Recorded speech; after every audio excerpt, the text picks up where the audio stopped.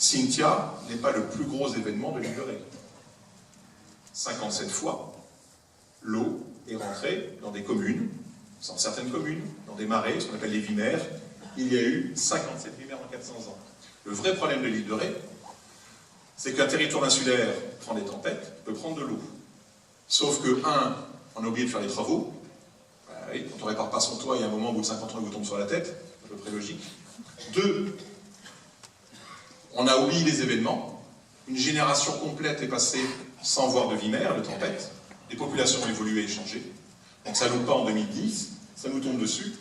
Et ça nous tombe dessus, somme toute.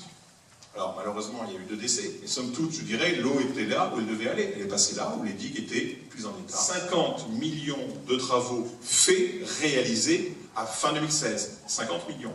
Quand vous arrivez au ministère et que vous dites j'ai 50 millions de travaux neufs, et j'ai toujours une carte qui me dit que je baigne dans 1 mètre d'eau, évidemment, on vous dit oui, il y a quand même un problème. Car l'île de Ré est actuellement le territoire le plus défendu de France. Je serai à fin 2015, au 1er janvier 2016, dans ma responsabilité, avec 50 millions de travaux neufs. 10 fois plus ce qui a été fait en 60 ans. Hein, je vous rappelle, 5 millions en 1965. De 1965 à 2015, il fallait mettre 2 millions par an. 2 millions, c'est beaucoup d'argent, et c'est tout à fait normal pour une île qui a, je dirais actuellement, 60 km de digue. Ces 2 millions n'étant pas émis, on les met bien sûr maintenant beaucoup plus rapidement. 2 millions pendant 50 ans, c'est 100 millions. 100 millions, c'est le rattrapage du niveau de défense de l'île de Ré. 20% de 100 millions avec les budgets de petites communes, oui. Est-ce que j'ai des solutions financières pour le faire? Oui. Est-ce que je peux gérer ces digues derrière? Car 100 millions de digues neuves en 2020 ou 2017, est-ce que nous pourrons les gérer? Oui. C'est là-dessus qu'on s'accorde avec l'État. Parce que dans notre territoire, c'est non. C'est non.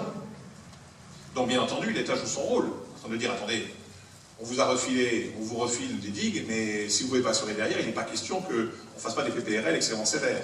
Sauf que j'arrive moi avec un territoire défendu, avec des travaux faits, des financements en place et des gestionnaires en place, et on dit très clairement, on peut le faire et on le fait. Donc vous ne pouvez pas nous mettre dans une région d'insécurité totale comme si nous n'avions rien.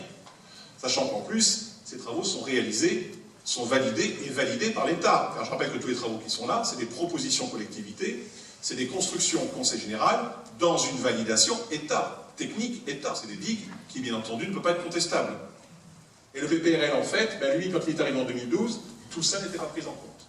Ça paraît aberrant, mais c'est logique. Si vous prenez la méthode forfaitaire, puisque les digues ne comptent pas dans la modélisation. Puisque le principe, c'est que la digue est faillible. Après les digues faites, nous n'arrêterons jamais de réparer, de restaurer les digues. C'est pas, c'est fait comme une maison, comme une voiture. Et évidemment, l'entretien continuera. Donc ça aussi, ça a été budgété, c'est l'entretien qui va derrière. C'est tous les travaux réalisés depuis 2010. Tous les travaux réalisés, et en jaune, les travaux qui seront réalisés avant fin 2016. Par contre, tous ces projets ne sont pas faits pour créer de l'urbanisme, en dehors des périmètres existants, pour aller construire de nouvelles choses. Nous ne sortirons plus jamais de nos périmètres. Donc si quelqu'un se dit, ils font des digues neuves, il va pouvoir y avoir des nouveaux terrains à construire, il n'y aura à construire que ce qui est dans les périmètres existants. On est bien clair. Personne ne pourra venir en disant, ben, écoutez, là il n'y a plus d'eau, c'est vrai, la nouvelle digue, il n'y a plus d'eau, mais c'est en dehors du périmètre constructible, donc je voudrais qu'on mette une zone à construire. Ce sera impossible. C'est notre choix politique, c'est notre engagement. La discussion de l'urbanisation à l'intérieur des périmètres est un vrai débat, mais en attendant, nos périmètres, c'est 20%. Il y a trop de monde à l'île de Ré, il n'y a pas assez de monde, j'ai trop de voisins, oui, peut-être, mais c'est dans des périmètres fixés. La densification des communes, ce n'est pas le même débat que les périmètres.